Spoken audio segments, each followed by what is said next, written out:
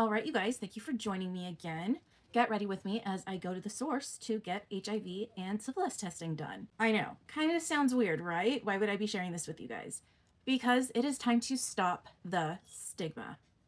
Yes, so it is 2026 and we have got to stop thinking that testing is some kind of taboo thing, or it's only for gay people, or only at people that are doing something risky. You guys, testing is for everybody.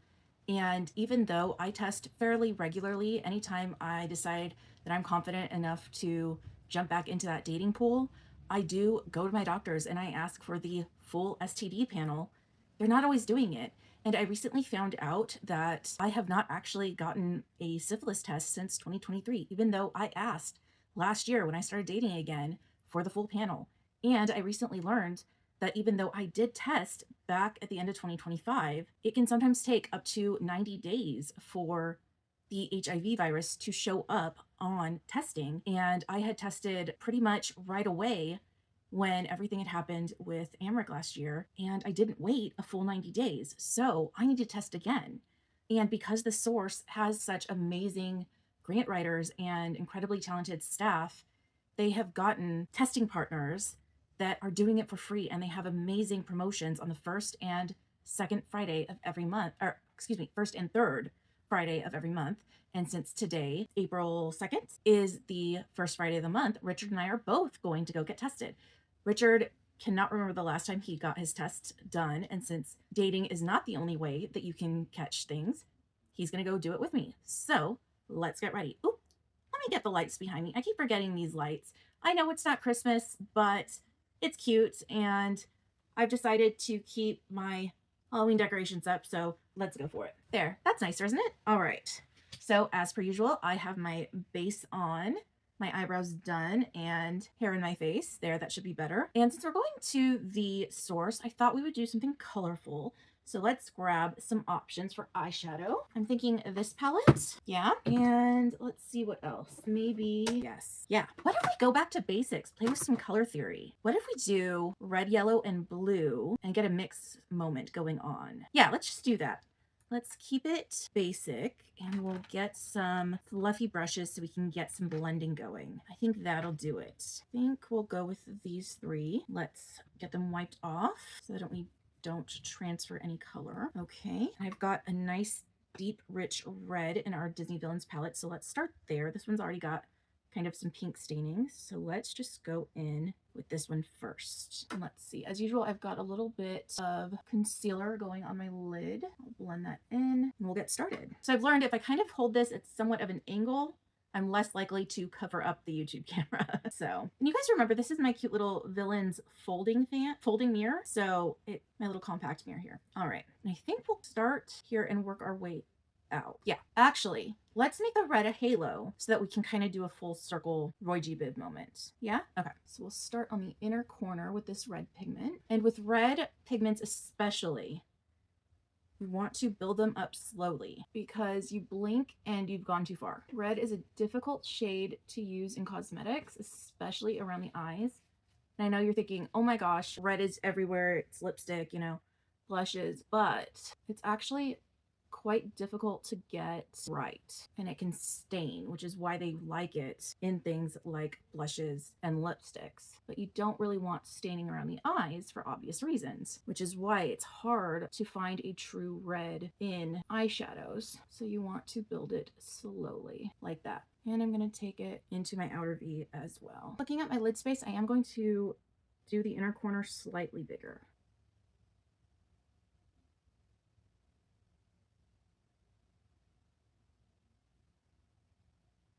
More like that. And I'll do what I can to match it on the other side, and I'll be back. All right, something like that. So now let's take our next color, which is going to be yellow. And I think this nice bright yellow here is gonna be perfect. Just in this fluffy brush here. I'm gonna take it kind of right here and then blend over. Excuse me, just a second. This is the time I was hoping I'd be leaving, but I had a little bit of an accident earlier while I was getting ready. So if you remember a couple of videos ago, I realized I had some of my lashes on this eye missing. They were a little bit shorter. Well, that was because I believe I had caught them with this while I was shaving my eyebrows. And so today I found this package of smaller razors that I'd bought a while back. And I thought, you know what, I'll try them. They'll fit in this space better. Well, my hand slipped and I sliced underneath and gave myself a decent cut. And so I had to, you know, deal with that. So I'm running a little bit behind, and I'll include photos, but yeah, so that hurt a little bit. Oopsie. I do think it saved a little bit of time and definitely saved my eyelashes. So I'll just get better instead of switching back. But yeah, so I'm running a little bit behind. So let me take this real fast and we will get right back into it. All right. So like I said, I'm going to start right next to it. And then we will cross slightly over onto the red and blend for orange. And I'm just gently bouncing over the area. I don't want to really swipe too much because I don't want to get outside of the perimeter that I've already set. And I'm slowly blending the product together. It's actually becoming a really cute little orange moment there. Very cute. I'm really happy with that. All right, I'm gonna go in with a little bit more of the yellow, I think. Fill up that space a little bit more. All right, I'll repeat on the other side and I'll be right back. All right, we're looking pretty good, I think. So let's go into the blue next. Again, I'm just going to use the same palette here. We're going to go into the blue right there. A nice medium blue shade. And we're going to go right into that middle space that we left. Lay it down in the center first, and then we'll blend to this each side. And just we'll tap outwards for the purple. Ooh, I like the shade it's making. It's quite cute. And inwards for the green. I've got to be very light-handed with this blue. It wants to take over. I might need to go back in with the yellow. It's got to be very gentle. That's not too bad. All right, I'll finish up the other side and I'll be back with you. All right, we end up with something that looks like this. So normally I would do something fun underneath, but I think there's enough going on that will be okay with just the mascara, I think. So you know what? No, we'll grab this mascara. I was going to go for something waterproof, but I don't think I'm going to need it today. Let's curl, and then we'll add just a basic mascara today. Usually I only do one side just to try and attempt to give my left some semblance of a curl because my right side does it automatically. How that works, I don't know. But is this pretty much expired? Yeah. Do I already have my next mascara in my Amazon cart? Also, yes. All right. I showed this hack in another video, but in case you haven't seen it yet, if you have clumping in your mascara, and of course this one's expired, so it's going to clump a little more than it normally would, I like to take a clean spoolie like this. These are disposable. Go behind your eyelashes and go in the direction of the curl and just sort of catch the curls and go through them like this. And it kind of gets inside them and breaks up and pulls those clumps out like that. Yep. Simple, easy. All right, moving on. Let's get some color on this face. I'm not going to do anything crazy. I'm just going to go to my favorite little blush lighter. And it works on me as a blush lighter because of my shade, but it's the Wallflower Bridgerton NYX collab, and it's the shade Butter Together. And I just go in with a fluffy brush and just sort of use it to go in at the top of my cheekbones like that, and across the little tip of my nose there too. And it kind of takes a minute to get it all blended in, but that's all right.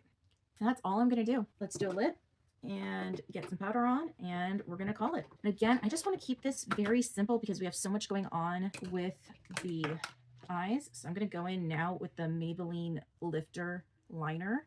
This is going to be in the shade 07 Big Lift. Sorry, YouTube. And this is like that perfect, slightly darker than your own shade, nudie pink liner. And today, I think I'm going to pair it with light pinky gloss from NYX. This is their Butter Gloss in the shade Creme Brulee. I haven't done this combo before, but I've been thinking about it for a while. And I think with this look, it's just going to be perfect. So let's go in and see what we think.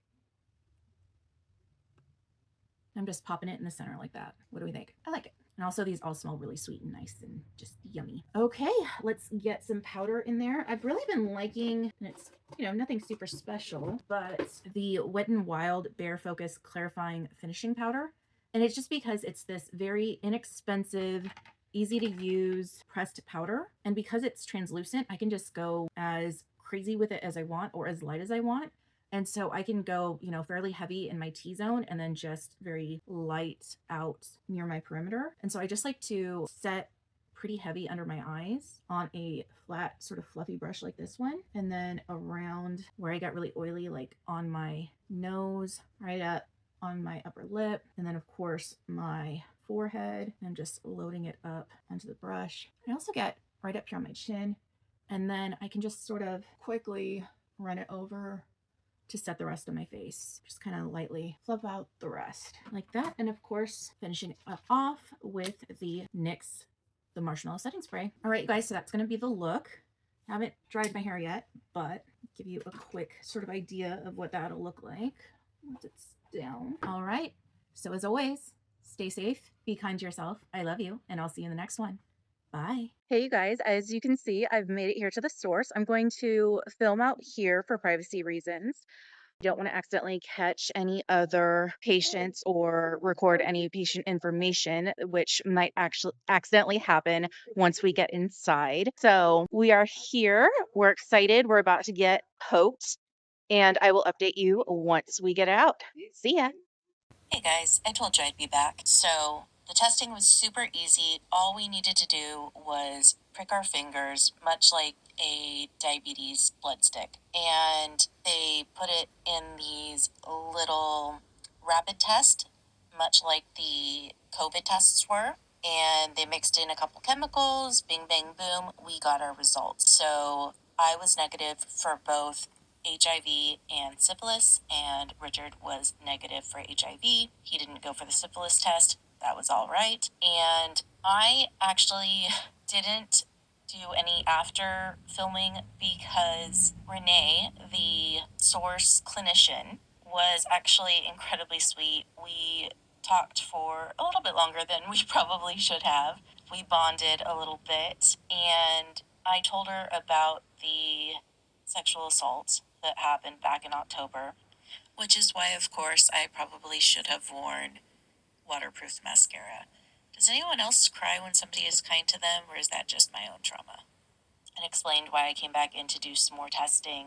And she let me know that Altura, the healthcare clinic that does all the testing, has a special subclinic within them that does sexual health. And they teach about a lot of things that I didn't know about. And I thought I was pretty on top of things, but I guess not. And so she was telling me about what she called sort of a STD plan B, which was medication that you could take after something like a sexual assault or an accidental oopsie where you forgot to use protection. So much like how Plan B will stop a pregnancy after unprotected sex, these medications are ones that you could take after unprotected sex to prevent STDs or STIs. So I didn't know about that. Well, here's my little finger pricks and my results. And afterwards, of course, we did get our little gift cards, and I also got a little package, a little clutch. I thought it was like a tape measure or something like that, but it actually included 3 little condoms in there. So that was very cute too. But anyway, that is the result, and I am going to see if I can type out some little information here as well for the Altura Sexual Clinic, Sexual Health Information Center, and I'll put it up here on the screen if I can. So yeah, that is the update, and I really hope that everyone who is local will go into the source, get their status, and go check it out. All right, you guys, as always, stay safe, be kind to yourself. I love you, and I will see you in the next one. Bye.